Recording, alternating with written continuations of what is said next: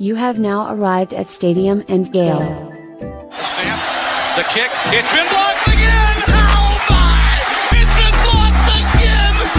He's going to heave one deep down the field. It's going to be to the goal line. It's going to be gone! It's a touchdown! And the Gators have won the game! Tyreek Cleveland! Oh my! I can't believe what I just saw! Dropping back to throw, pops and fires the ball over the middle. It's there! It's there! Norrick's got a touchdown! Oh my! Norrick's got a touchdown! Hands it off to Harvin. He comes back. Say goodbye. Ahmad Black, in his final game as a Gator, takes it all the way home and sends Urban out a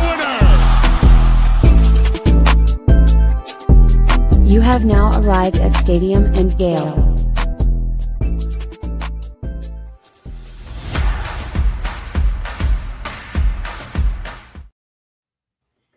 I almost shed a tear listening to that intro, man. We used to be kings. Boys and girls, ladies and gents, welcome to another episode of Stadium and Gale. It's your boy Corey. It's Dan. Delatorre. And your boy Jay Scott 2-5, baby. I'm sad, but I'm still in the business, y'all. What up, Yeah. bro, that helmet's got cobwebs on it back there, Jordan. Yeah, man. It ain't seen nothing since what were they? The Sharks? Baby shark, Yeah. mama shark, daddy shark. I ain't see that helmet since we played against Baby Shark. Ever since then, it's been That's crazy. dusty. I wasn't predicting that. We tried to start a tradition. Right? Yeah. Maybe I was the bad juju. Maybe it was me, guys. No. We not putting that on you, man. We got somebody to blame. How bad we doing, but geez. LIU's 1-3. Right? They found a way. They beat Eastern Michigan. Lost They to still Sacred have Heart. they still have an FBS win before Florida does. Oh yeah, Eastern. Oh, my Eastern's God. an FBS Yeah. team. Ypsilanti. Man. I mean, anywho, how was you guys' weekend before we get into the shenanigans of the Florida Gator football team, man? If you're listening, like, subscribe, all of that, man. It helps us algorithm. Welcome to the show. How was your weekend, fellas? Y'all good? Yeah, no, great weekend. I'm going to Colombia. I'm going to Medellin tomorrow morning to find my inner zen, my inner peace, and I'll be back Saturday night. So I got ready, played a round of golf, shot very well, hung out with the Pinellas Gator Club Saturday night, saw some friends there, so that was enjoyable. But yeah, I mean, I don't let these kind of things affect my life anymore. I'm a Dolphins fan and a Florida Gators fan, and you know what I mean. So the disappointment started Thursday night and just carried over. So. That's a tough one, man. Yeah. Had a pretty chill weekend overall, man. My wife actually went up to Florida State.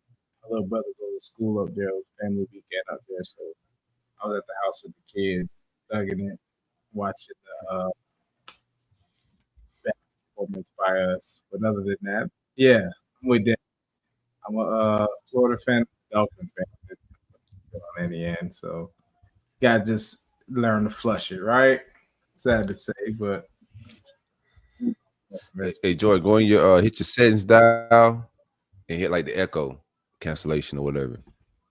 okay, Yeah. got you. We hear you a little bit better. Nick, how was South Florida?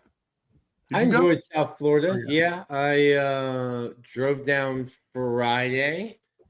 Took 6.5 hours. Wow. I made that drive in 4.5. Allegedly, because you can't at a speed limit. So allegedly, I've made that drive 4 hours, 6.5. It was brutal drive down. Saturday, awesome. Got to hang out with Dad. It was his 69th birthday, the nicest birthday I ever have. Hung out with him all day Saturday until I drove down to Joe Robbie Stadium. Wait, when was his birthday? Saturday. Oh, my dad's birthday was on Friday, so happy birthday to my pops as well. Oh, nice. My Slightly dad's older birthday than yours. 2 days. We all got September dads, bro. So, my dad's birthday in like 2 days. Go ahead. Hung out with him. Did lunch. Went down to the game. You went to Las Patas, I presume.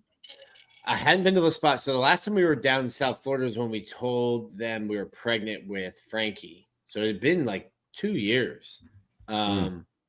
So I didn't get cheese course this time, which is always a must get, but I did get Las Patas because I haven't had Las Patas in years. Got Las Patas on the way back. Very good. On the way back up. Tough game. Always cool, though. I had like that. I was talking with one of the older writers who covers the Canes. I was trying to figure out, most of the times I was at that stadium, it was a baseball game. And I was trying to figure out where like home plate was. And he was kind of like showing me they still have like tunnels and stuff. Always cool to go back to a stadium, getting paid to watch a game in a stadium that I grew up going to. Yeah. It was an interesting moment. Looks a lot different. Not much to clown on Miami, but their band gets like a gigantic section and they have like 15 of them. Nice. And it just looks bad down in the front row. Nick, they got other stuff to do down in South Florida than playing the band. Yeah. But terrible game. Really bad game, especially on offense. Then Sunday, got to see a couple new babies. My Kyle, my best man, had the great best man speech, Dan. Got to see his son and his wife. They're pregnant with their second. And then got to see my other friend, Donnie, and his daughter. And I know his wife. Donnie. So they're both in the wedding. You got to see them. I got to see them both, and then hit the road back up north. Oh yeah, I'm glad you got to go down there. I'm glad you got to live out a childhood dream. Well, let's get into the game if we have to. Shout to my guy, Car Hill. I hung out with those guys over at the Yacht Club on Saturday. I didn't do a whole lot, but Car Hill in the game, big listeners of the show. Hung out with him and the fellas. A lot of love, man. They want to see, 2-5. Got to pull up with me next time, Jordan. But great networking, good food. Way too many. I got my official introduction to espresso martinis. Oh, buddy. Oof. Yeah. It's a little pick me upper when you drinking them, but they put you down later. They pick you up, but then they put you down later. They do. Big fan though. For sure. But I had a good evening outside of us getting smoked. I had a very good weekend. My son's first football game back out the injury. Mm-hmm. Definitely was the best player on the field. Just super excited about his development and what he's doing as a young athlete. But I had a good weekend outside of the L, man. I saw him force a fumble. Yeah. Squared up, took the hit right to the ball, caused a fumble.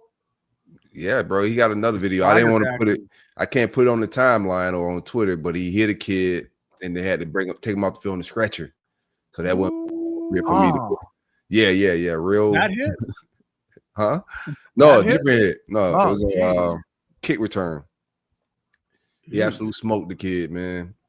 But I didn't want to put anybody's injured kid on the timeline. No. It's inappropriate. Let's get into the shenanigans, man. Good news before we get started. Hockey season officially starts tonight. Well, I think it started the other night, but it's back. We're back. Today was a kickoff for basketball season as well. Florida had media and first practice for the reigning national champions. We'll talk a little bit about that. Maybe next episode. Maybe we get the boys on from Florida Basketball Hour to talk a little bit about the basketball season. A lot of exciting stuff happening there. But let's get Brunt Adderade, and then let's get started. One time for the great folks at Brunt Insurance and Financial Services. Anything you need insured, Panhandle to the Keys. My man Greg is the best in the business. Whether it's your home, auto, your life, he can get you the best rates. I guarantee you that. It don't cost you nothing to find out the exact rates that he can get you. Visit him at bruntinsurance.com or give him a call at 954-589-2204. Biggest in the business. Brunt Insurance and Financial Services. Greg, what it do, baby? Was Greg at the game? I would presume so. Maybe not. Maybe he probably had some better things to do, to be honest. It's a Brave. all you brave soldiers that went to the game, knowing, you know, the shenanigans that we were putting out on the field, man. Like, God bless you fellas, man. Somebody got true fans. All right. Well, let's get into the game as we must. Miami wins 26-7. Scored 2 late touchdowns, kind of put that game a little bit further out. Score-wise, you know, I never really thought that Florida was truly in that game. There was a point in time where they were down 13-7. Cormani McClain with a great interception. Shout out to him, probably his best game as a Gator. Intercepts it, but then inevitably the offense came back onto the field. So Miami improves to 4-0. Gators now 1-3. Their worst start since 1986. A year that 3 of the 4 people on this podcast were not yet born for. Mark Fletcher for Miami, 116 yards. Carson Beck, otherwise pretty pedestrian night, which we kind of called on game day eve on Friday. Gators offense struggled mightily, I think is probably the best way that you could put that. 32 total yards in the first half, 0 for 13 on third down. Only 7 first downs in the entire game. And Nick, correct me if I'm wrong, maybe 5 of those came on the one drive where they scored a touchdown. Yeah, I can go back and look at that. That was the 11 play drive, only 1 pass. I think it was a 10-yard completion to VB3. It's just a stinker. Just an absolute stinker on offense. Yeah. So that was the 80-yard drive. So that was more than half the Gators' total offense in the entire game. Miami kind of put the game away when they scored with about 4 minutes left in the game. Gators pass blocking, quite possibly the worst score I've ever seen according to Pro Football Focus. They get a 1.2 for pass blocking in this game. They couldn't contain Ruben Bain. They couldn't really do anything to get any sort of protection for DJ Lagway. DJ Lagway's, I think, average yards per attempt was in the low 3s for the entire game. But top to bottom on offense, just a pretty miserable showing. Defense, I thought played well. Until you get tired, a little burnt out there at the end. But, definitely the first half of the game, the only reason the game was even remotely in a ballpark that was acceptable as a final score is because of the defense, who do want to give them their flowers. So we'll start as we always do, kind of with some overarching themes. Nick, I get you were there, so why don't we start with you? He's on mute. That's how excited he was. Pass blocking, I'm looking at PFF now, and you've got Jacoby Jackson 74, Jake Slaughter 70, Tony Livingston 67, and then 39, 34, 29, 17, 11, 9, zeros. 2 well, zeros. let's read some names. Austin Barber clocks in with a 17, Caden Jones with an 11.2, Rod Kearney with a 9.7, and Bryce Lovett and Damian George, which I know that they had the distinct honor and privilege of blocking Ruben Bain, both logged a 0.0. 19 hurries allowed, 23 pressures, 2 quarterback hits, and 2 sacks allowed. I mean, what are we doing? We have 2. Imagine if we only had 1 offensive line coach. Not great. I'm pulling up now Florida's drive chart. Florida's drive chart reads like my dream. Punt, punt, punt, punt, punt, punt, touchdown, turnover on downs, punt, turnover on downs, turnover on downs. Let's see. 1, 2, 3, 4, 5 of the first 6 drives were 3 and outs. Combined, so that's 5 of the first 6 drives gained 12 yards. The other one was a 7-play drive for 18 yards. So now we know that the 5 equal 1 thing, 5 equals 1 is 5 actually equals 1.2. Yeah, Florida just was not able to get anything going. I mean, it's probably a mixture of play calling, mixture of execution at times. I think it's hard to not point at the play calling here, but whatever you were doing, you're not able to block up front. Knew Miami's defensive line was going to be good. They spent a lot of money NIL on both lines of scrimmage. Florida had no answers. It was tough to watch. I'm sure it was tough to watch in the stands or at home. But like sitting in the press box, tough to watch. It doesn't help. Like you guys have seen it, the commercial breaks. Like there's really no flow to the game. And I mean, even with that, at one point, Florida's defense was playing well enough where Florida scores a touchdown and what is it, 7-13 at one point? Yep. And you get that Cormani interception, and you're thinking, okay, Florida could actually take a lead here in a game that didn't even feel as close as the scoreboard was reading. No. I don't think Carson Beck's very good. I think he holds them back a little bit. He missed throws. Yeah, I don't know. That's the number 4 team in the country, but I tweeted that they got mad. Yeah, they got mad. I think they're number 4 team in the country. They're up there. We have a lot of talent, bro. We just got guys that don't know what they're doing coaching these kids. We're gonna have every team we play this fall. We're gonna give them hell, no matter how terrible we look. We're gonna give most teams hell because we have a lot of talent. Miami is a top 5 team right now in college football. You're not gonna give me 4 teams that's better than them. Just keep it a bean.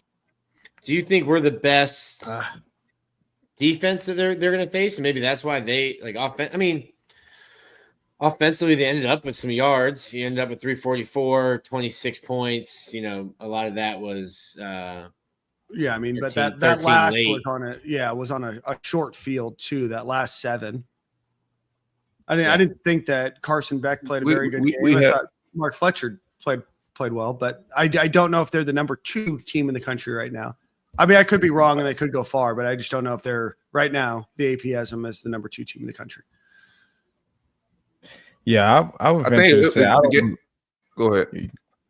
No, I was saying I don't believe they're that good. Just only off to the strength of like we went into the half of 34 yards of total offense going into that 32. Half.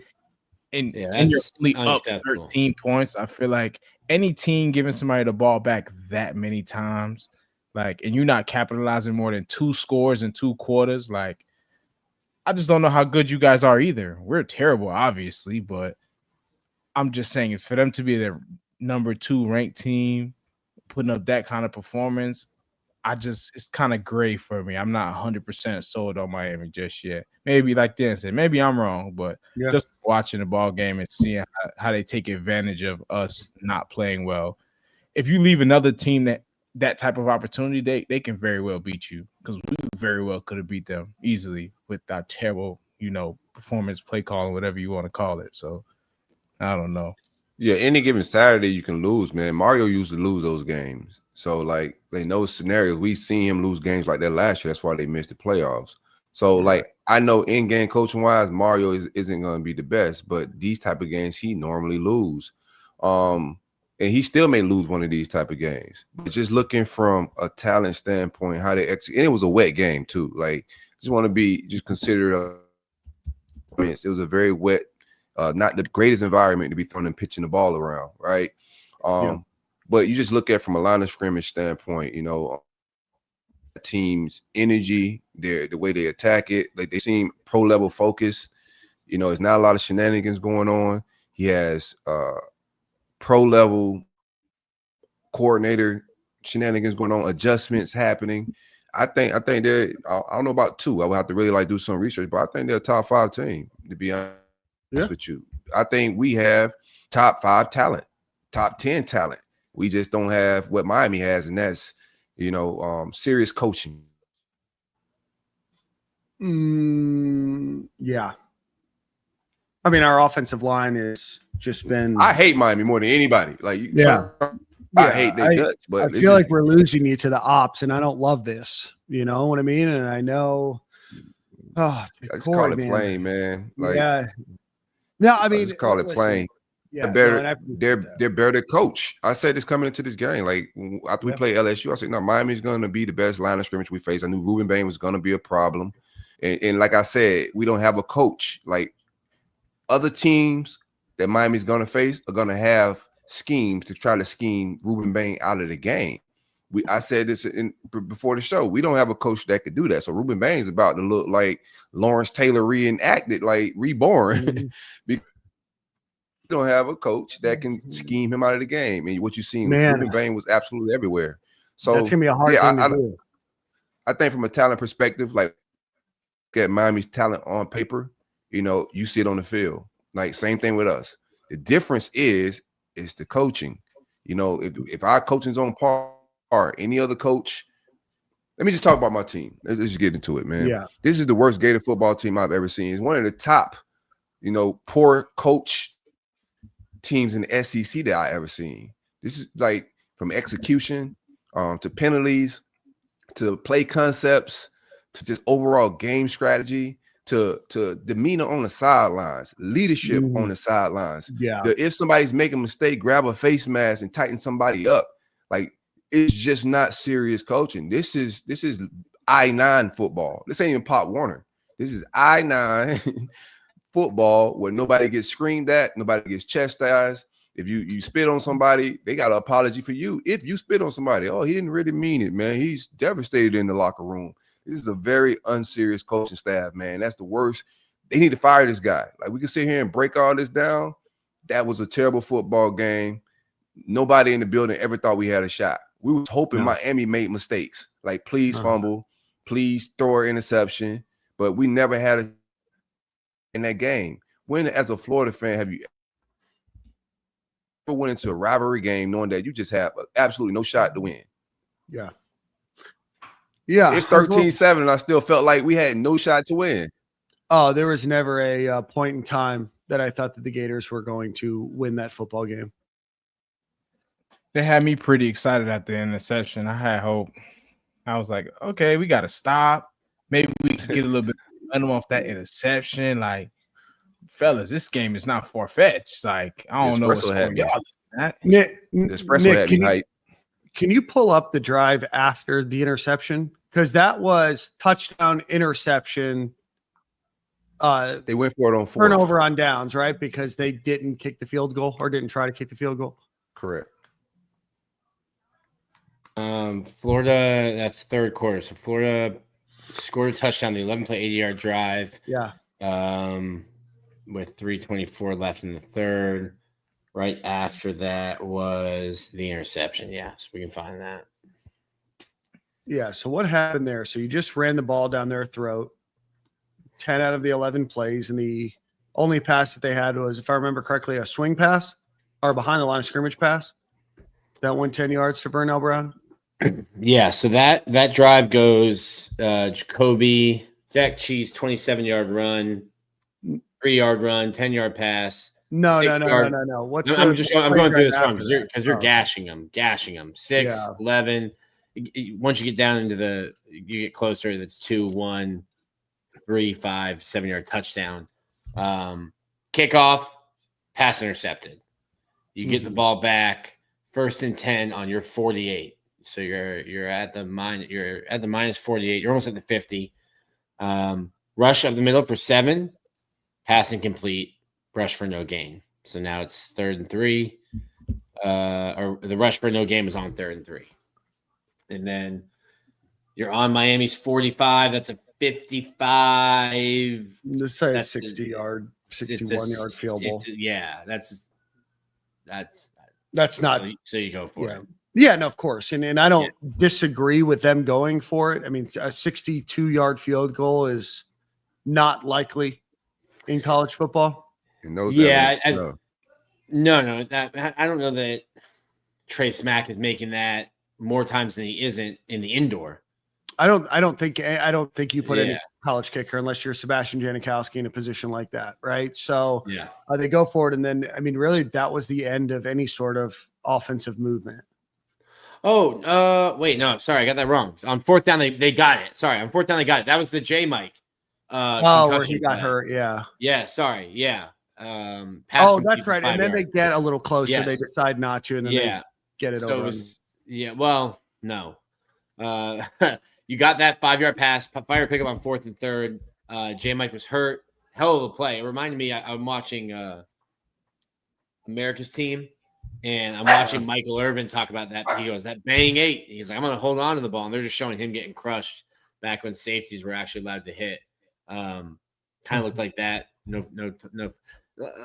I noticed, I pointed out one play where Jaden Woods is getting like clotheslined. And I was like, wow, that's bad. No holding call. And Miami fans are freaking out. Like I said, like that changed the outcome of the game. I'm like, no, this is clearly a holding call. It wasn't called. And only did it for one play. So it's 1st and 10 of the Miami 40, rush of 4, and then you get a sack for a loss of 9, which puts you back at the 45. Yeah. You complete a pass for 12, and then you go into the 4th quarter. This is where I guess you could have kicked a pass. You could have kicked a pass, could have kicked a field goal. They went for it on 4th and 3 from the Miami 33. So that's they ran that 2-yard hitch. Yeah. That's you don't run a 2-yard hitch. Like the play call. I'm not blaming. Well, people were blaming like DJ. People are blaming Billy, and I'm like, my God, the player has to know. Third down, 4th down. One of my friends, I won't call him out, was like, "Why would you throw it to the small receiver?" I go, "It doesn't matter his size. It matters that he ran the route 2 yards short of the sticks." But this is, I guess, my question. Look who you got in the game. Right. But this is my question. I have nothing against Jake Hawkins, right? He doesn't play, or TJ Abrams. It was TJ Abrams. He doesn't play much at all. It was kind of like the week before when they ran Duke Clark for his one and only rush on 3rd and 3, and he gets 1 yard. And he didn't play in this game. So in 2 times that you needed to score, you've had a running back that has only run the ball 1 time, and a wide receiver that plays very sparingly. Open. Like, I mean, yes, you have to know where the first down is. You have to get beyond that. You're right. I'm just saying, I don't know who to blame it on, but whether it's the coaches not emphasizing depth in practice and letting them get away with it in practice to where dudes have not ran the route to the full depth at times, but it's also, it gets to a certain point where these are college football players, which are like right underneath the pro level. At some point, you need to have football awareness, which is also what needs to be preached as a program. Football awareness to know, okay, it's 3rd and whatever. I forgot the down and distance, but it's 3rd and this. I know even if my route is 1 yard shy, that's the normal depth. I need to get past the sticks in this situation. Like, I don't care if it's get to 6 or whatever, 7. Even this little awkward route, get past the sticks, brother. You getting tackled right there, ain't it? Especially on a route that's like you're not moving. It's like a curl of some sort. You feel me? So, I blame that on. That's a coach and player type of deal. That's the player not being locked in, knowing the situational awareness, and just being a football player, not being a robot. Because a lot of these kids nowadays, well, coach, you told me to run it at 5. Well, it's 3rd and 6, brother. I don't need you to run it at 5 at this moment. Yeah, like use your sense. And also, as a coach, you need to be preaching to these kids the emphasis on knowing your situational awareness, not just being out there. Oh, I'm a Florida Gator football player. It's loud out here right now. I look good. I'm not thinking about all the other stuff. You need to be locked in and knowing what needs to be done at this exact moment. Like your cycle of snaps should be going through your head in each play. This is the type of football awareness you guys should have as Gators on each and every play, not just lining up and just going out there. If we get it, we get it. We don't get it, we don't get it. I'm just doing what I'm supposed to do. Like, I feel like these kids need to be, they're getting paid like pros, so they need to start being like pros and being held accountable as pros, as well as the coaching staff, obviously. But I feel like it's definitely a collective blame at this point in time, especially going over that scenario right there. When I saw that, I was like, oh my God, that's the last thing you want to happen. Yeah, accountability in football got to be aggressive, man. Like accountability in football isn't, hey man, you got to run to the sticks next time.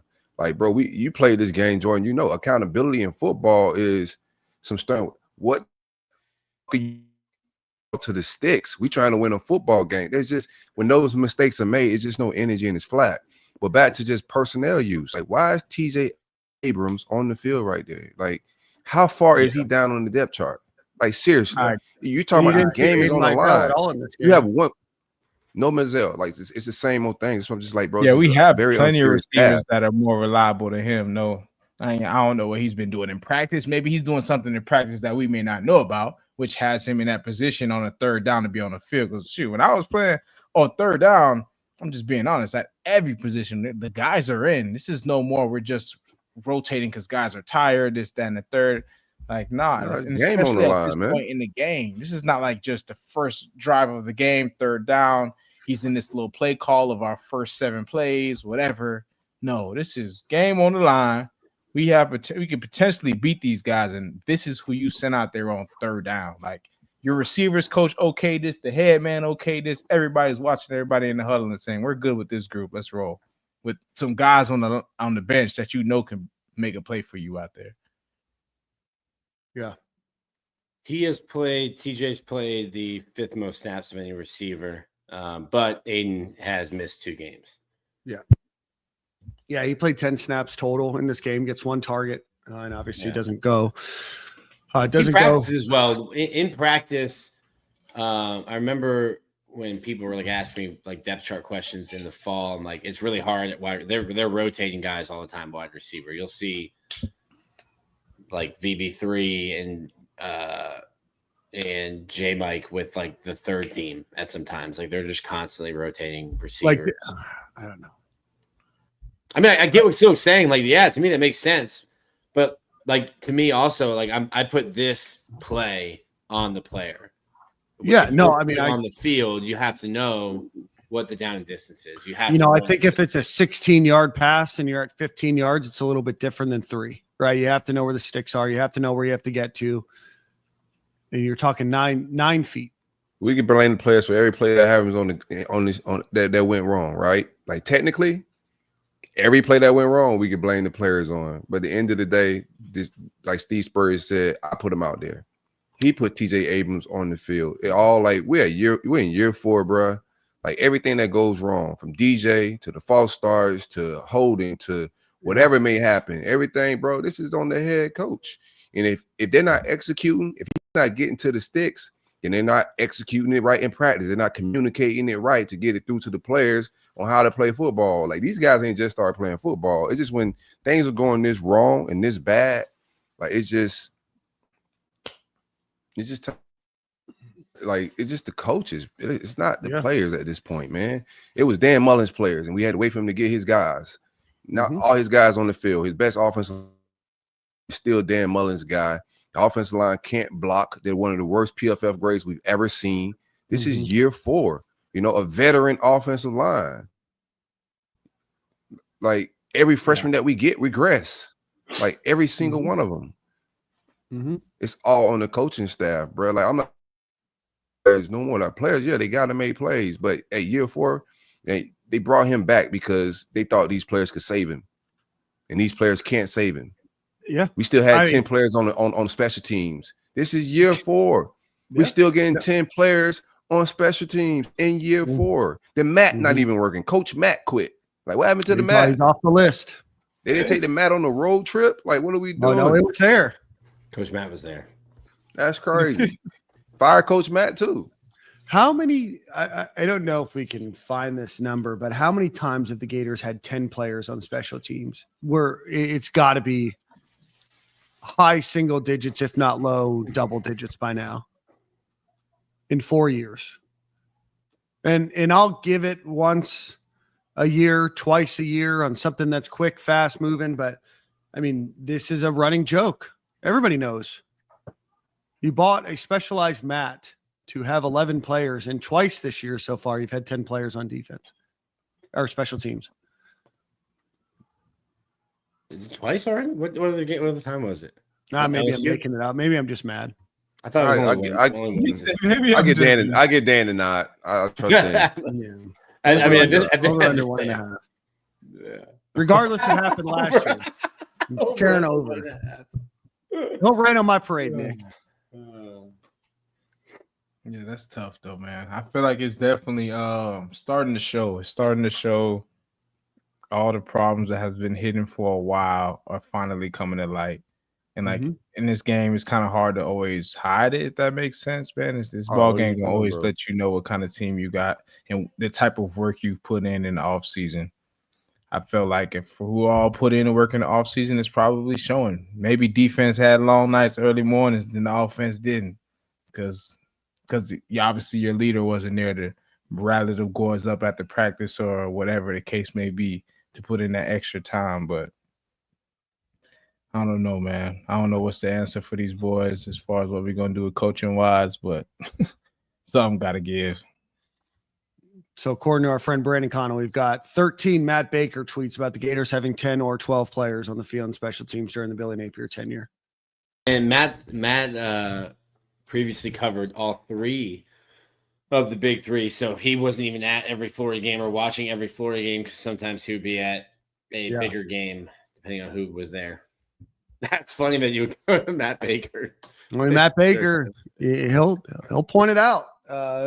So yeah, I mean, just so the problems continued to rain down. Just when you think it can't get worse, it kind of does, right? You go from shooting yourself in the foot with penalties against USF to 5 interceptions against LSU to not doing anything but throwing the ball at the line of scrimmage against Miami. And I don't know when these problems get better.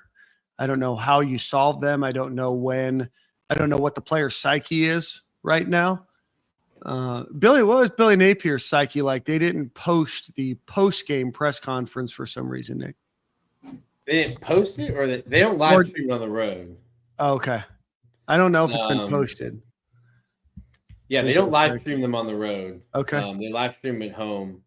I mean, even though we were in the Dolphins facility, we were like under a stairwell behind like all this new F1 stuff, like very tiny, not even a room. Like there's not a door. So I don't know. It's just like an area. LSU. I don't see it posted in general. I'm sure the comment section would be not wonderful good to see. Yeah. Comment section would be not good. Yeah. They will if they don't stream it after Texas, that would be something, because that's it. They always stream it after home game. Yeah. But not on the road. But what was the psyche? Was it just dejection? Was there any amount of anger, frustration?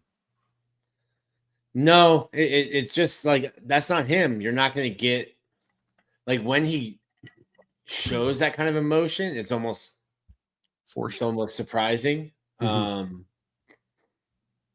But yeah, I think dejection, in the moment, we're talking to people, 20, 30 minutes after a loss.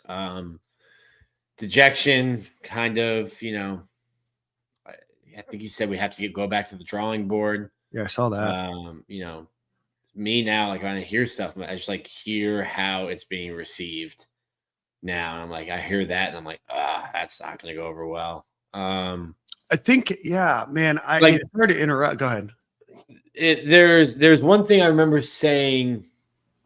I remember after the first year of Billy, and I was talking to somebody about the difference between Dan and Billy, somebody who was on staff or in the facility for both of them. And I was like, oh, Billy's never gonna lie to you. I was like, Dan lied all the time. But so like Billy's just gonna sit there and he's not gonna tell you it looked good, or like I think what he tells you he believes. Like he believes that they're close. He believes that with him calling that they're close, that they're a couple plays away. Like he believes that. He's not blowing smoke. Dan Mullen would look up at a blue sky and tell you that it's raining and expect you to believe. He also believes he can call plays. So yeah, I believe that he believes it. Yeah, he does. There's no excuses to be made. He's not making them. DJ gave a guarantee. I mean, both of them said, hey, this isn't good enough. You're not shocking anybody. There's no breaking tag on that tweet that this isn't good enough. 1-3 at the University of Florida, 20-22 at the University of Florida. In this program has been given more support by the administration than the last 3 coaching staffs probably combined. There was no NIL for the first one, but like when Billy was hired, I had a coach from the Big Ten ask me, who signed off on this big of a staff? Like, I would love to have that. I'd be able to like go home at a reasonable hour if I had that many assistants and people helping. So it's not for lack of support. You guys probably remember Jim McElwain Jordan, I don't know if you were on that team. I think they won an Outback Bowl, and Jim McElwain's like, I hope the administration supports us the way that we need to be supported. I'm like, what? Yeah. After beating like Iowa in a bowl game, you're attacking the administration. Like Billy and this coaching staff have gotten more than I've ever seen or ever dreamed. More support from the administration at Florida, and you're just not getting it done. Like I like Billy. Think he's a great guy. You're 20 and 22. I was on radio with Cole Kubick today, and they asked me, you know, like what would make the fans happy? Like what kind of result? I go like winning out. You're 9-3. And Cole was I think it was Greg McElroy that he's on with. He goes, "That's it, winning out." And I'm like, and that might not be it. Like, so there's a good portion of the fan base that's done and isn't going to come back. Yeah. I think the tenor of the fan base, and I'll speak to this side, the non, a little bit more connected than some, but still, a fan at the end of the day of, I think you've just, for the first time that I've ever seen, you've lost the entire fan base. And I don't think that that's just Twitter and message boards, because I know that they can be kind of on the opposite side of reality. But I think at this point in time, it would take the most modern miracle and act of God to win over the fan base. And I don't know how that could happen. I don't think winning out solves anything, because you still have the same issues that prevail every year. You start really slow. You can't put together a consistent offense. You've not really won people over with your personality. As it is consistent. It's consistently bad. Well, no, So I don't know if there's anything that you can do. And I think that you're awfully close to, not this season, but you could be close to an apathetic fan base. Now, tickets have already been sold this year, so you not going to games at the Swamp doesn't affect the Gators this year, but you're very close to apathy, that even if you won out, I don't know if fans would be excited if you came back. I mean, apathy is here. You've got to look into that, though. Go ahead. No, you go ahead. You have to stretch your imagination, but winning out means you are beating Texas. You're winning on the road at Texas A&M. Like, I don't say just like, just because of a number. It's like the wins that you would get to win out. I think you would be back in a playoff conversation. I don't think that's a realistic situation, a realistic scenario that Florida wins out. And then you're 29 and 22 in 4 years. Yeah. Yeah. You know what I mean, Jordan? Like that's that's why I don't think we can play what if that he can do. We can play what if, but this guy isn't. Whose offense was tougher to watch? This offense now or Jim McElwain's? This is the worst offense that ever came into the building. Like one of the worst offenses that ever touched the SEC. Like this is bad, bro. I was on that offense, so I could be the first to tell you it was frustrating. Like, you feel me? Y'all was there. Y'all watched it. So I agree though. I'll take Charlie Weiss back. I'll take Brent Peace back. I'll take Kurt Roper back. Dan, you don't mean that. You don't want Charlie Weiss. You don't mean that. His igloo cooler, dude. Yes. Charlie Weiss in his igloo cooler. No. Charlie Weiss ever put up 32 yards in one half of football, Nicholas? Oh, this is that's football. As bad as play calling we used to have in McElwain's era, I don't think I ever went into a half with 30 yards. You can get that in one play. This is one of the worst offenses that ever touched the SEC when you consider talent. McElwain had Del Rio and Appleby. Like, what are we talking about? That's what has me thrown. He got guys that versus the talent we had Tyler Murphy carving up Georgia. This is. I think apathy. Back to like the fan part of it. I think apathy's already here. My DMs is full of people that, people that want free tickets. Like straight up, I got 10 people in my DM, not even trying to sell them. They're trying to give them away. It's like I'm not driving down. I think you can see it all over the timeline. 60% of the fans were lost last year. There's a 40 that may have wanted him to stay. Thought that, there was some heroics at the end of the season, but most sane fans wanted him to go on last year and for good merit. Even when he won 8 games, I didn't think he deserved to keep his job because the offense never really progressed. DJ Lagway willed us. The defense got better, but that's not even Napier's side of the ball. It's the other side of the ball. The things that he's in charge of, they stink consistently. And that's our head coach. And talent acquisition and everything else he brings off the field wasn't enough to put the program in the situation it's in right now. The schedule is great. The kids you brought in got all the hype in the world this offseason. You come out, you say spot the ball. This is the most embarrassing football season that I have ever been a part of as a Gator football fan. It's not even close. And what's probably the most frustrating is that I think that they drink their own Kool-Aid and believe their own lies that they are a couple plays away, because you're also a couple plays away from being a far worse 1-3 team. Bro, there's no you're 1-3, bro, and like I said, I don't know if they beat Texas. I think Sarkisian's just a better coach. That Texas defense is might be the best defense that we play. They're a lot better than Miami. I think they're gonna come in and cause some problems even at home. We got some players that we're missing that we're gonna. Our defensive tackle depth is gonna eventually catch up to us. That's just how this works. Attrition is gonna catch up to us. We're losing guys left and right. Secondary John's out. Like guys that are starting to get these season-ending injuries are gonna eventually catch up to us. The rest of this season, we could play what if we win out. Bro, this guy isn't about to win out. He is not about to win out, bro. We got maybe 2 wins on this schedule. And it's not because of talent. It's just because the guys in charge have the same tendencies they had the last 4 years, and the whole country know exactly what Billy Napier want to do on every kind of distance. And there's this comment about 10-1 wasn't that bad. That was also the first season. Right, this is year 4. You said 10. What? When the Gators went 10-1 in 1979, that wasn't born. That was Charlie Pell's first year. I wasn't born. I don't We're in count. year 4 of William Hall Napier's tenure with all of his guys, 2 offensive line coaches, and this might be you have an All-American theoretically on this team. Well, last year an All-American. You have potentially a guy that was a first-round draft pick in Austin Barber. And I don't think that either one of them have played poorly.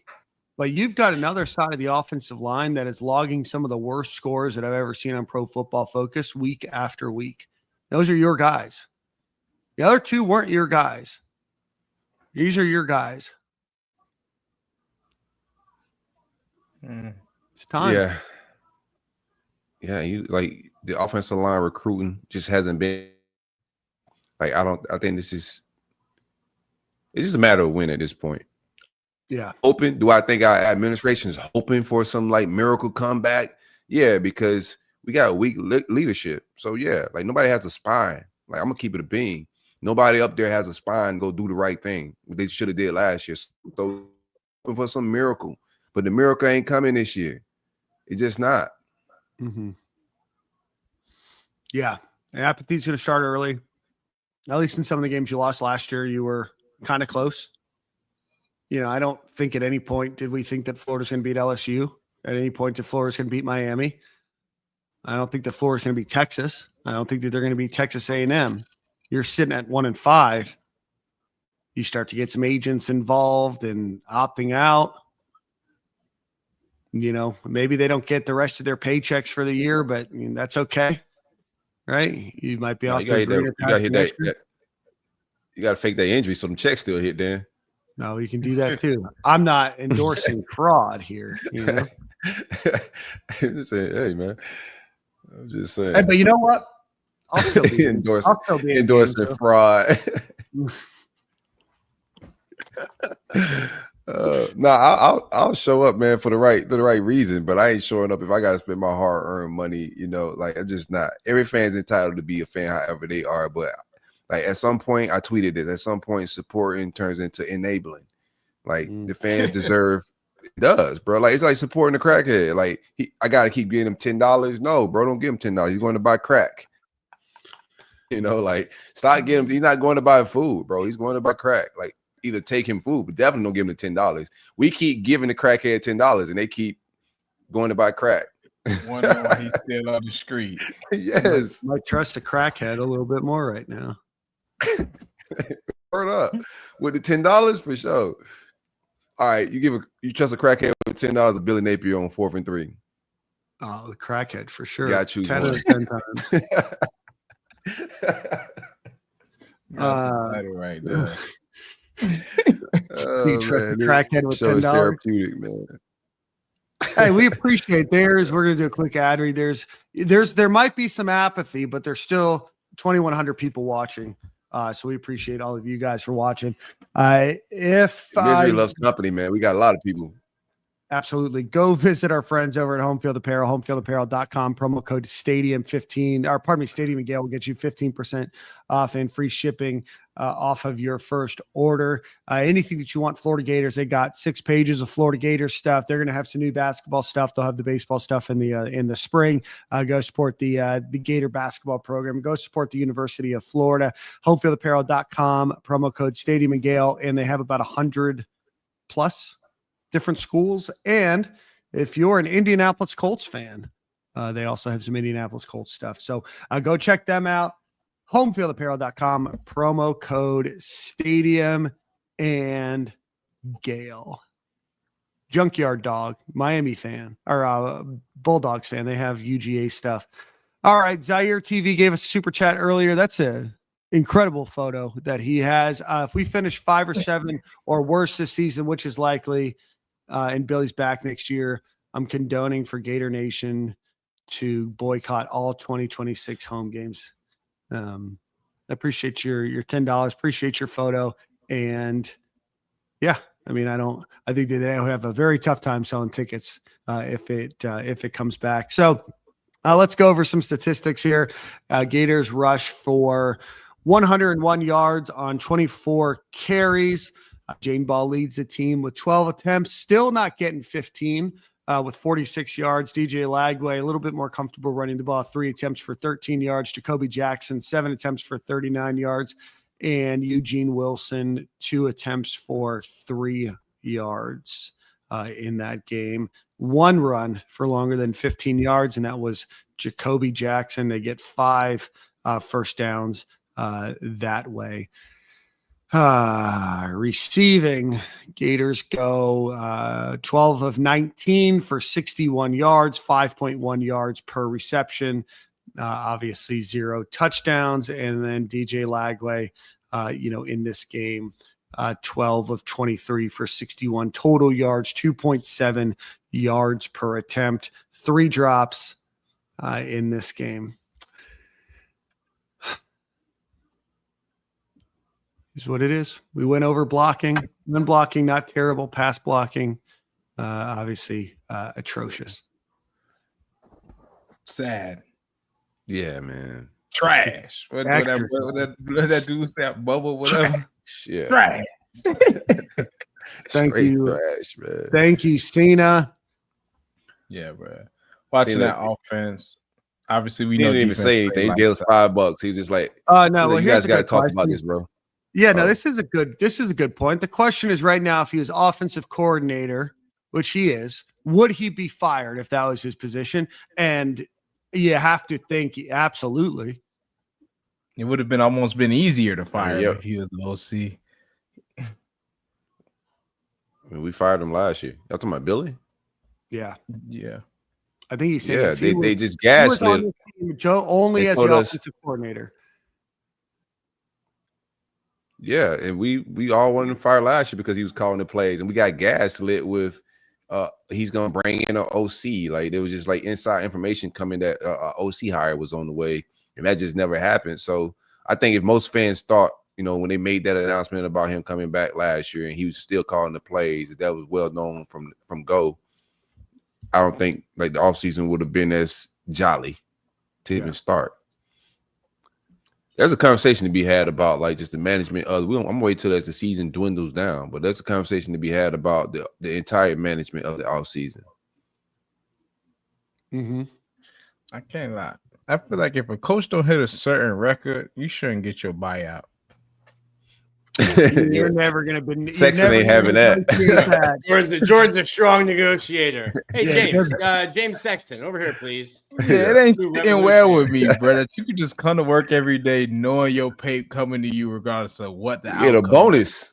You get a bonus for losing. Bro, like, come on, bro. Ain't no way. Ain't nobody waking up to go do anything more than they need to do with that type of attitude right there, especially when it already stinks like this. It's tough to get these kids out of this type of funk. Mm-hmm. So him hearing all the fire me rumors, I'm sure his wife is at home like, baby, let him fire you. I'm ready for you to come home. I'm ready. I wish you just go tell Scott that. For real. I told you all off season there was not going to be an offensive coordinator. So if you listen to Stadium and Gale, you heard who was going to call plays. Yeah. And I said if he was still calling plays, this was going to be the outcome. So here we are. Like this guy was never going to survive this job calling plays. Like lack of self-awareness.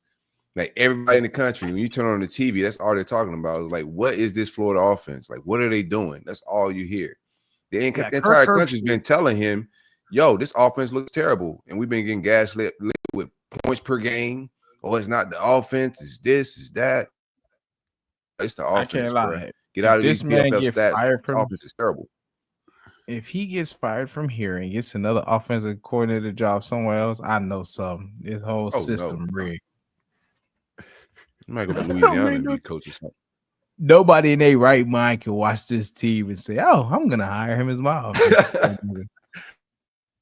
Yeah, there's no Bama car wash to go through anymore. Oh, I wonder what the new car wash is. Kirby Smart. You gotta go sit for an analyst for a year or two. Mm-hmm. Yeah. I think big boy football. Most coaches, when they get fired from Florida, it's kind of over. Nobody's ever went on to do anything.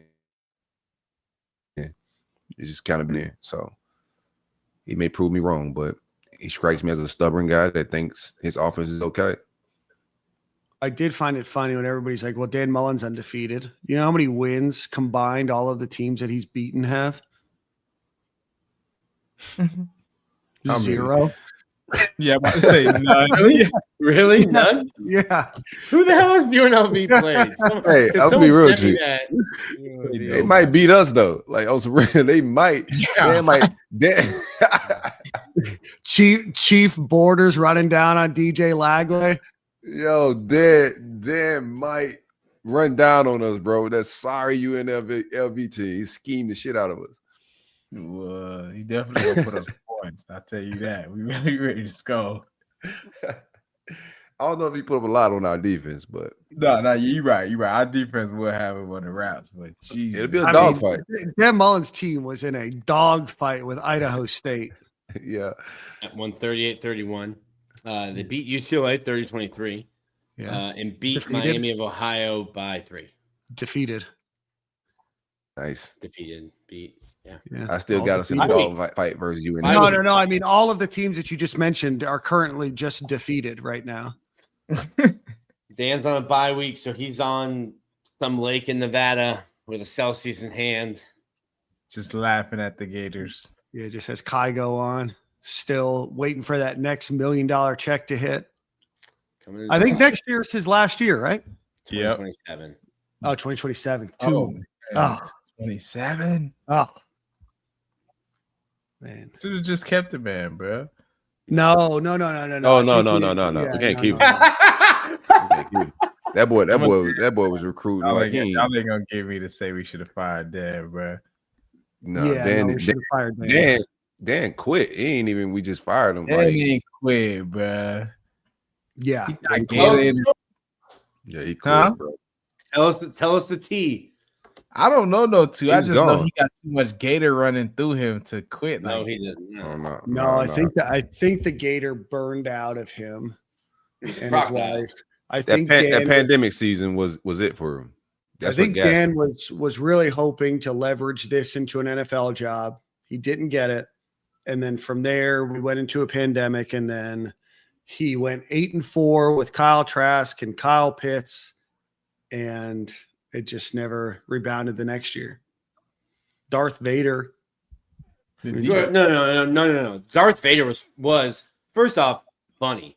Second off, that was a game on Halloween. He literally dressed up in his outfit and then went to go trick or treat with his kids after. But that's very cool. I thought it was funny. No, they won in the Darth Vader. Oh, that was the year that they won. And then Eli beat him the next year and trolled him with a lightsaber after his press conference. But like the Darth Vader thing, I didn't have any problem with. Yeah. I thought it was funny. Yeah, I definitely. I thought it was funny at the time until the next season when Missouri took us up through there, and I was just like, yeah, that wasn't even that cool. It was kind of lame. But Dan definitely quit down the stretch. He just didn't want to recruit.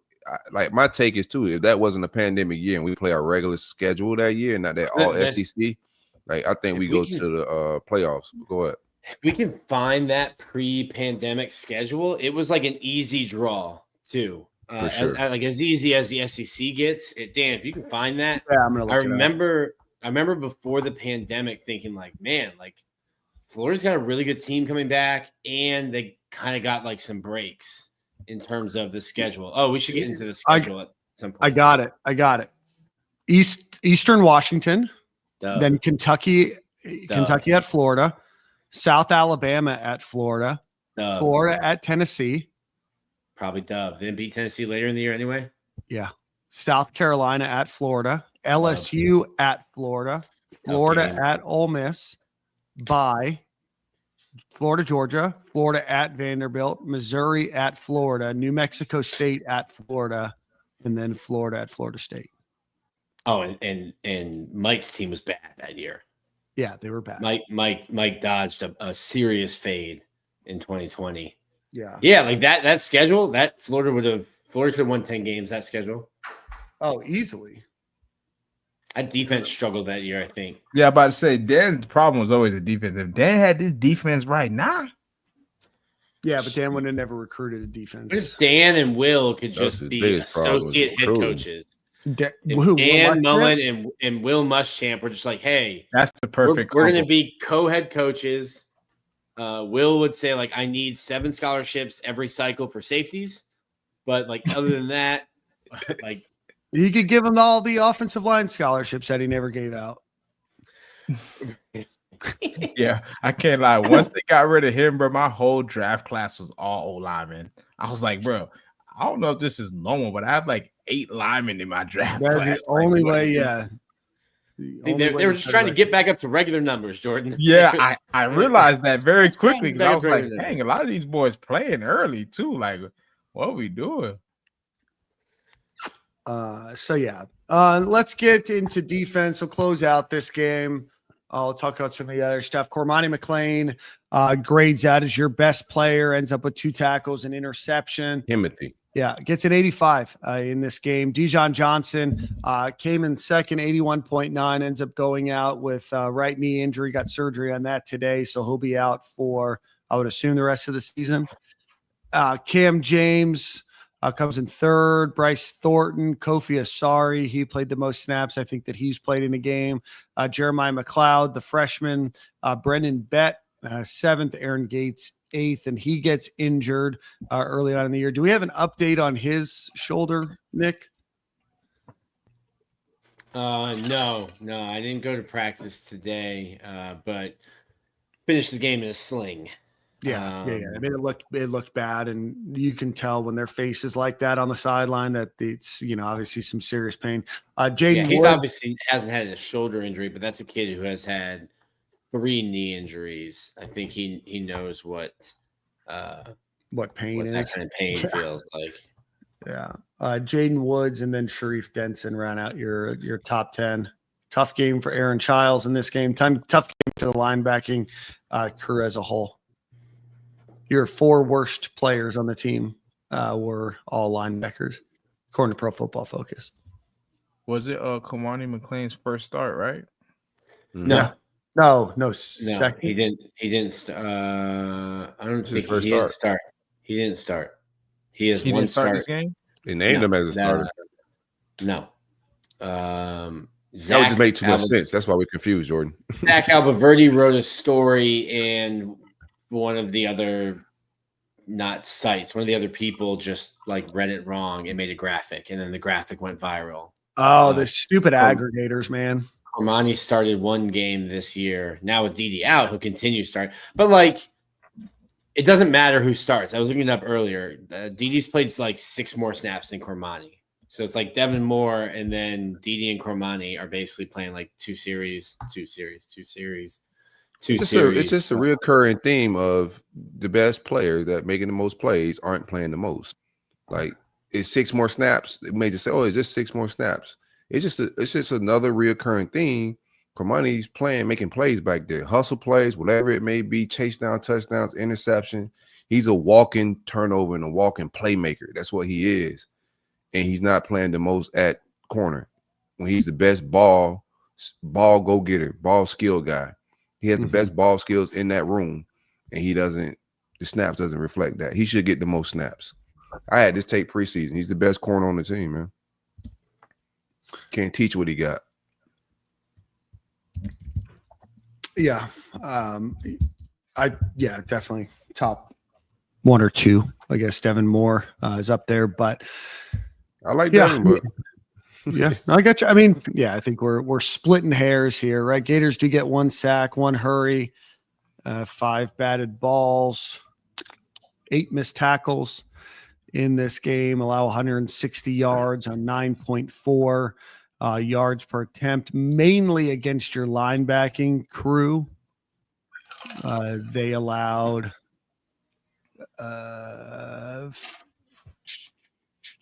46. So maybe I'm wrong, but I guess per snap, they allowed almost every pass their way. They only were able to stop 3 passes that were targeted to people that they were covering in that game. And we knew that they were going to, target, the linebacker crew. That's where Carson Beck threw the ball quite a bit, during, the first 3 games of the year. And obviously he continues to do that. 2 PBUs. And again, the 1 interception from Cormani McClain. So again, tough game. From a punting perspective, Nick's favorite part, 7 attempts, 332 yards, 47.4 yards per attempt with a net of 42.6. So all in all, just a very terrible game. Very terrible game. Senior. Yeah. Nick, we never got an announcement of why Aiden Mizell didn't play, did we? No, but he had not really practiced all week. Okay. Yeah. So Gators 1 and 3. I mean, oh my God. Did he dress up? Could he play? What was the stat? Could he have played? He's dressed out. I'm trying to think. I don't even know if I saw him warming up. I was down the field, but I was with the Secretary of State. He's just playing. I didn't really see him. I don't know. I don't know if he warmed up or not. I went down and asked and was told that there were no suspensions for the guys that were in the lobby before the game. Aiden Mizell talked Wednesday at media, which I thought was weird because he hadn't practiced that week. And they usually don't let guys who don't practice talk. Mm-hmm. But I mean, I get it. I'm not really going to talk about like injuries and stuff when I'm at practice, but like it's been like, I get it. He's a great player. He and DJ seem to have some chemistry, but also as a coach, like if you can't practice Monday, Tuesday, Wednesday, if the training staff's telling me, hey, you can't go, yeah, I can't put you in on Saturday. It does seem odd that we had somebody that didn't practice for 9 months and practice for 2 weeks before the season starts, seem to have an unlimited amount of leash, but if you miss some games, I'm not trying to cast aspersions on anybody. Hey, you think Marco Rubio, I know he's a listener of the pod. You think he listens to the pod like on his way to the State Department or like, I don't know, on Air Force One? You think, I don't know. You think Trump ever gives him the aux and it's silk? I don't know, but yeah. Secretary Rubio has mentioned that he's a listener of the podcast. He follows the pod from his personal account. He let us know years ago. Good seeing you, Marco. Anthony traveled. Anthony was on the travel roster. His son is a walk-on running back. I think it was his first travel. I don't think he was at LSU, so I think it was the first time he traveled this year. Okay. James Gabriel, your podcast would blow up with a good coach. I mean, our podcast does very well. We appreciate 6.5 years going. We're waiting on some more excitement, but we do well. Oh no, but it would really be this year. I had some lies, bro. I ain't gonna lie. I was gonna go. Jordan had the helmet. He was ready to wear every week we won a game. We was about to go crazy, and then I'll be honest with you though. You know when the podcast peaks, when things are going downhill. Nobody cares about the 8-4, 9-3 year. They want the 10-2, 12-0 year, or they want the fired. The streets ready for the fired. All right, let's do one more quick ad read. Oh, I got two more. Game time sidekicks. What? We've got the schedule that we still have content. We're gonna keep going, Nick. Don't you fret, my friend. Game time sidekicks. Really cool cup like this. Great product. Will never let you down. Unlike the team on the field, this cup will never let you down. Keep your hot drinks hot, your cold drinks cold. Go visit them, GameTimeSidekicks.com. Use promo code Stadium15. They have some football, some general UF stuff, some basketball, some football, some NIL. But go check them out. Great cup. Whatever. There you go, Nick. I think Corey just drank right into the microphone. You could hear how much ice was still in there. We've been podding for over an hour. So go visit GameTimeSidekicks.com. Promo code Stadium15. Now, I do think this gets released officially tomorrow, right, Nick? Yeah, and what I'm sure will be a super efficient, not commercial laden, drawn out. What do we have, like a 3-hour ESPN show? Yeah. SEC Network. So big props to Chris Lowe for essentially letting us skip. How long has he been with On 3, by the way? Like, is that brand new? Okay. Brand new, yeah. All right. So right now, according to Chris Lowe, the Gators' permanent rivals in the new 9-team SEC schedule, which will start in 2026, will be Georgia, which is no surprise, South Carolina, which I think we all kind of thought could be the third, and then this one kind of comes out of left field, Kentucky. So Georgia, South Carolina, and Kentucky. Boys, I'm going to be honest with you. You lose the LSU game. You lose the Tennessee rivalry. Huge, very important parts of the SEC and about Florida's time in the SEC. I don't hate the South Carolina-Kentucky draw here. For pageantry, I do. But for games, not against it. I remember I thought you would keep Tennessee. Yeah. And then I said South Carolina makes sense because we were talking a couple weeks back when it was the Oklahoma rumor. And I was like, that makes no sense. Yeah. South Carolina geographically makes sense. Easy. It's a car ride. You don't even need to fly if you're in the Gainesville area or in the Columbia area. Not that Columbia, Dan. Not your Columbia. Totally different one. Spelled differently. I think I guess the one thing Chris Lowe said is that these aren't permanent. That these are for 4 years, and then they'll like redo it in 4 years. But to me, I love. We should have put it on shirts. What Silk? If it was you, Corey, if it was you, the Spurrier raised me. Like I was raised on Florida, Tennessee. Yeah. Spurrier, Fulmer. Like for me, that one sucks to lose. Knoxville's a great city to go up to. Cool little college town. That's a great environment. And like this isn't basketball. This isn't like a basketball decision for Kentucky. So I'm bummed out that you lose out on Tennessee. I think you'll always have Georgia as long as they're contracted with Jacksonville. But yeah, I'm bummed out that it's not Tennessee. What year does this start? Next year. So you'll still have 6 other SEC games besides these. Yeah. So you could play. Tennessee. You might have Tennessee that next year. Yeah, I don't know. They would rotate. Yeah, I just can't have this Tennessee thing in under Williams' watch. So it's unfortunate.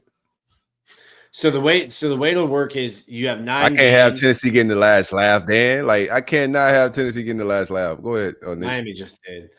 So the way it works is you have 9 games, three teams for the next 4 years that you'll play all 4 years. And then you've got 6 other teams, 6 other games you'll play home and away, I think, in back-to-back years. And then you'll get the other 6 home and away, essentially, to finish out. Okay. I don't love that. It seems lazy. Oh, that's crazy. The league that we've been talking about a 9-game schedule for a decade. Yeah. They've had a decade to get ready for this. So yeah, I don't love that scheduling. I mean, I get doing the home and away, but I wish it wasn't in back-to-back years, right? I don't know if it'll be that way. I think that's the way that it is. But I kind of wish it was like year 1, year 3, year 2, year 4, right? Where you start to introduce some different games. So you get a little mix. Right, because we haven't really had a lot of mix, right? We've played Arkansas a couple of times. We've played Texas A&M, what seems to be every year since they joined the SEC. I was surprised that they didn't make us their permanent rival. And we haven't really played Auburn much. We've only played Mississippi State a few times, Ole Miss just a few times.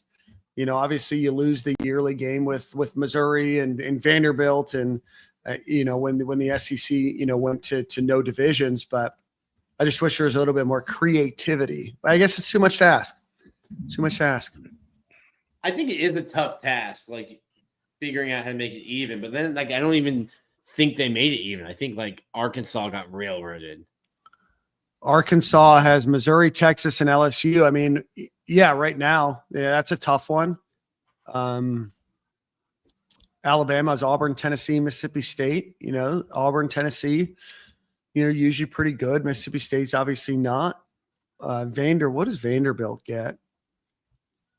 They get Tennessee, Mississippi State, Auburn. I think Texas. Yeah, did you say Texas A&M?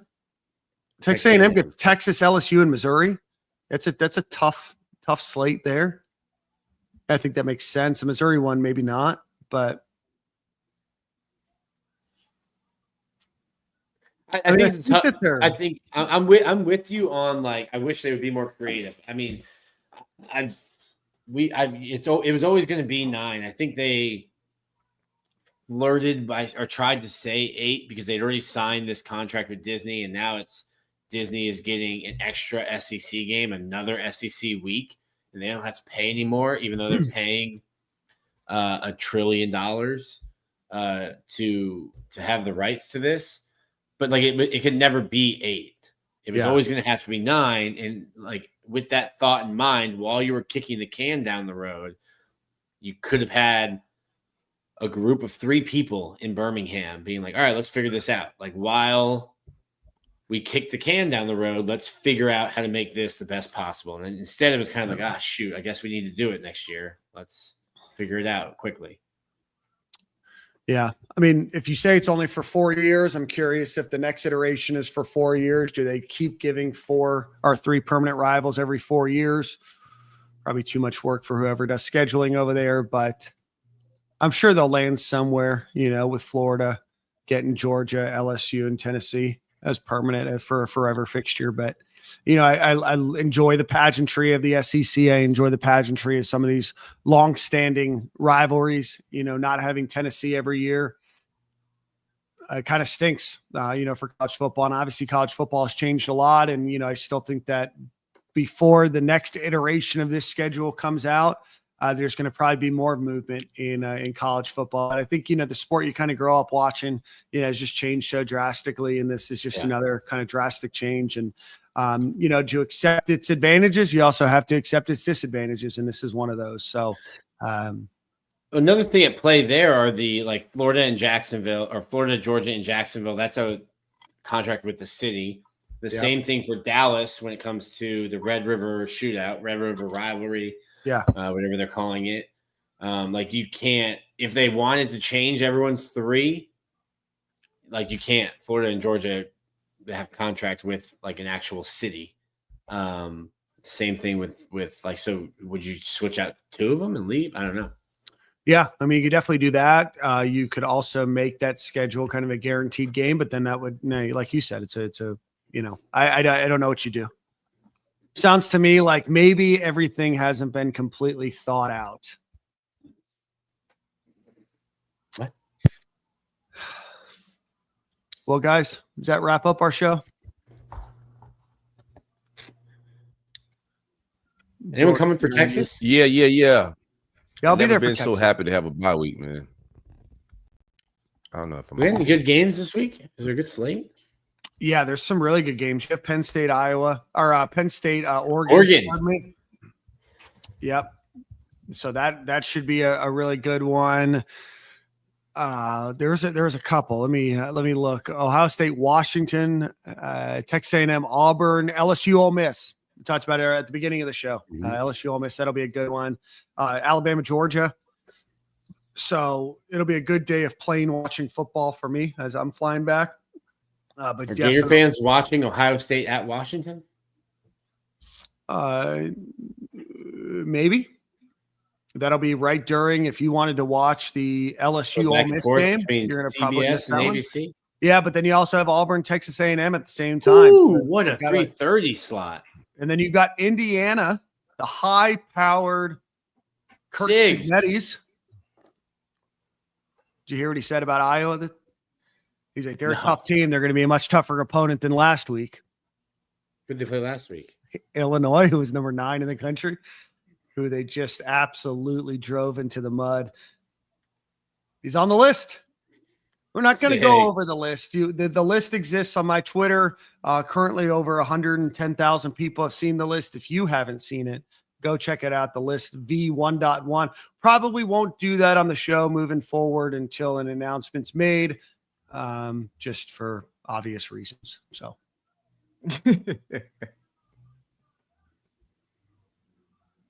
Cool. I did get a kick out of the commit me. The commit me. Yep. Commit me, TM. A lot of TMs. A lot of TMs. Yeah, we need a lawyer. We've done a lot. We've done a lot of trademarking recently, but I thought commit me was creative one day.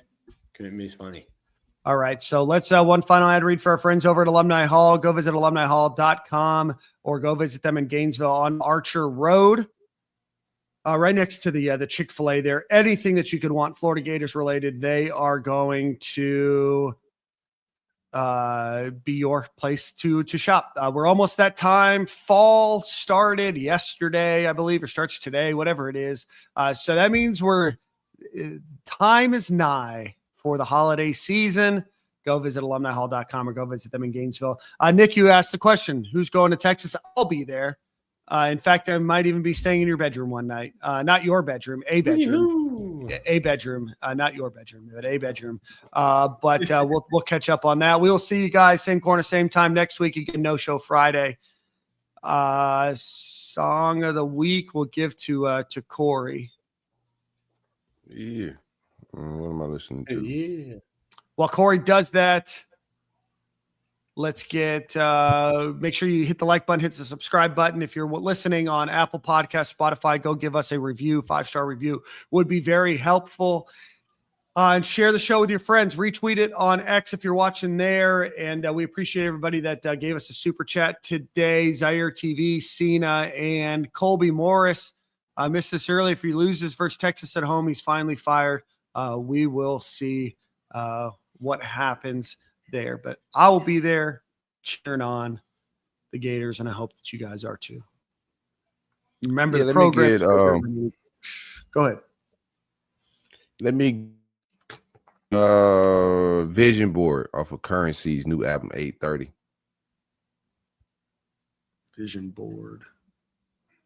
Curran. He's got a money sign in the S, doesn't he? Yeah.